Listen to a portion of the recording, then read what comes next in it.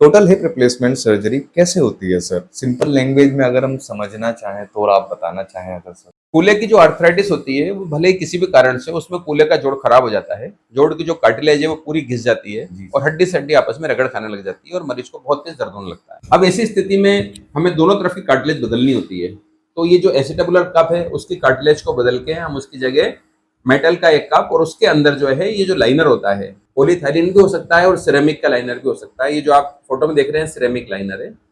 और इसी तरह से उस गोले को काट कर उसके स्थान पर स्टेम सहित एक गोला इंसर्ट कर दिया जाता है। तो ये फीमर हड्डी है, ये स्टेम होता है जो कि एच ए कोटेड है।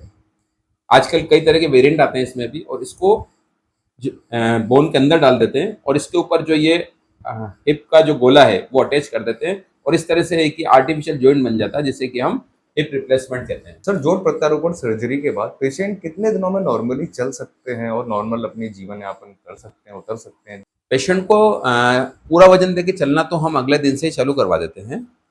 हॉस्पिटल में ही पेशेंट अच्छे से चल के जाते हैं, लेकिन हम रिकमेंड करते हैं कि 1 माह तक वॉकर का यूज़ करें और 1 माह के बाद वॉकर छोड़ के और वो स्टिक का यूज़ करें। और पूरी तरीके से नॉर्मल होने में लगभग 2 से 3 महीने का समय लगता है। ये एक सामान्य प्रक्रिया है, जो कि हीलिंग टाइम 2 से 3 महीने का होता है, वो भगवान के द्वारा निर्धारित है और लगभग इतना समय इसमें लगता ही है। ऐसा कि कहा जाता है कि हिप रिप्लेसमेंट सर्जरी के बाद लोगों के मन में मिथ रहते हैं कि वो नॉर्मल चल बैठ या लेट सकते हैं, अपनी दैनिक क्रियाकलाप कर सकते हैं। आपका सर इस बारे में क्या कहना है, थोड़ा सा हम जानें। प्रकृति या ईश्वर द्वारा दिया गया जो पार्ट होता है वो बेस्ट होता है, वैसा कभी भी इंसान द्वारा नहीं बनाया जा सकता है। अगर आप बोलें कि किसी का ब्रेन निकाल के और उसके जगह एक कंप्यूटर अटैच कर दीजिए, तो आप भी जानते हैं कि वो कभी भी वैसा काम नहीं कर सकता जैसा ब्रेन काम करता है। ना ही ऐसी एक आर्टिफिशियल आंख बनी है जो वैसा की वैसा देख सके जैसा प्रकृति द्वारा दी हुई आंख के द्वारा देखा जा सकता है। इसी प्रकार जोड़ प्रत्यारोपण में भी है। ईश्वर द्वारा दिया गया जोड़ का कोई विकल्प नहीं है, लेकिन ईश्वर द्वारा दिया गया जोड़ जब खराब हो जाए तो उसको बदलने के अलावा हमारे पास कोई और अन्य विकल्प होता नहीं है। आप उसमें ये आशा ना रखें कि आप उसको जोड़ प्रत्यारोपण के बाद आप बिल्कुल नॉर्मल खेलना, कूदना, भागना, दौड़ना, जमीन पे बैठना सब कुछ कर पाएंगे। नहीं, ये आपकी इम्प्रैक्टिकल एक्सपेक्टेशन होगी।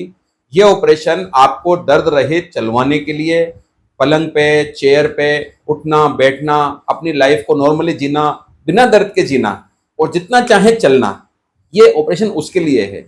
आप इसमें इम्प्रैक्टिकल एक्सपेक्टेशन रखें कि मैं तो जमीन पे बैठूंगा, मैं तो इंडियन टॉयलेट इस्तेमाल करूंगा, मैं तो पालती लगा के बैठूंगा, मुझे तो नीचे बैठ के खाना खाने में मजा आता है, ये सब चीजें उसमें नहीं होती हैं, अलाउड नहीं होती हैं। आप चाहें बैठ सकते हैं तो बैठ जाएं, कोई दिक्कत नहीं है, लेकिन उससे इम्प्लांट की लाइफ कम हो जाती है। वही इम्प्लांट जो 30 से 35 साल चलने वाला है, हो सकता है वो 20 साल में लूज हो जाए। हिप रिप्लेसमेंट जो इम्प्लांट होता है, अगर हम इम्पोर्टेड वर्ल्ड क्लास इम्प्लांट डालें तो उसकी लाइफ अमूमन 25 से 35 वर्ष के बीच होती है। कंपनीज बोलती हैं कि इसकी लाइफ लगभग 20 साल होती है, लेकिन अगर पेशेंट द्वारा अच्छी केयर की जाए तो डेफिनेटली 25 से 35 साल की लाइफ आराम से मिलती है।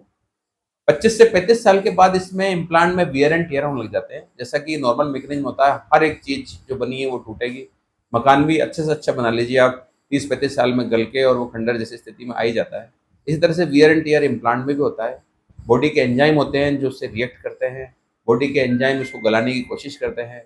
इन्फ्लेमेटरी सेल्स होती हैं जो इम्प्लांट को गलाने की कोशिश करती हैं, और एक टाइम के बाद इम्प्लांट कमजोर पड़ जाता है या फिर उसकी हड्डी में पकड़ कमजोर पड़ जाती है, तो इम्प्लांट की लूजनिंग हो जाती है, जिसकी वजह से हमें जोड़ प्रत्यारोपण को, इम्प्लांट को निकाल कर उसके स्थान पर रिवीजन जोड़ प्रत्यारोपण सर्जरी की जाती है। तो सर, रिवीजन जोड़ प्रत्यारोपण सर्जरी का जो मुख्य कारण होता है, क्या वो यही रहता है या फिर और भी कारण होते हैं? रिवीजन जोड़ प्रत्यारोपण सर्जरी का सबसे प्रमुख कारण तो इन्फेक्शन रहता है। अगर प्राइमरी सर्जरी में इन्फेक्शन हो जाए तो इम्प्लांट बहुत जल्दी लूज हो जाता है। इन्फेक्शन के कारण जान सकते हैं? इन्फेक्शन का कारण सिर्फ और सिर्फ बैक्टीरिया है। ओके। बैक्टीरिया नेचर में हर जगह विद्यमान है। इस कमरे में भी करोड़ों बैक्टीरिया होंगे। हमारे द्वारा सर्वश्रेष्ठ प्रयास किए जाते हैं, बेटर से बेटर एनवायरनमेंट दिया जाता है, बेटर से better antiseptic and hygienic environment, air purifier, HEPA filters, laminar air flow, सब कुछ काम में लिया जाता है। फिर भी किसी भी स्थिति में जगह 100% बैक्टीरिया रहित करना संभव नहीं है। अतः थोड़ा भी जो इन्फेक्शन होता है वो जोड़ प्रत्यारोपण में घातक सिद्ध हो सकता है। जोड़ प्रत्यारोपण में इन्फेक्शन की रेट 1% है, लेकिन जिन 1% मरीजों में ये इन्फेक्शन हो जाता है उसमें इम्प्लांट लूज हो जाता है और उनको उस इम्प्लांट को निकाल के जोड़ की सफाई करके और 6 से 8 महीने के बाद जब इन्फेक्शन पूरा सही हो जाता है तब फिर से इम्प्लांट प्रत्यारोपित करना पड़ता है।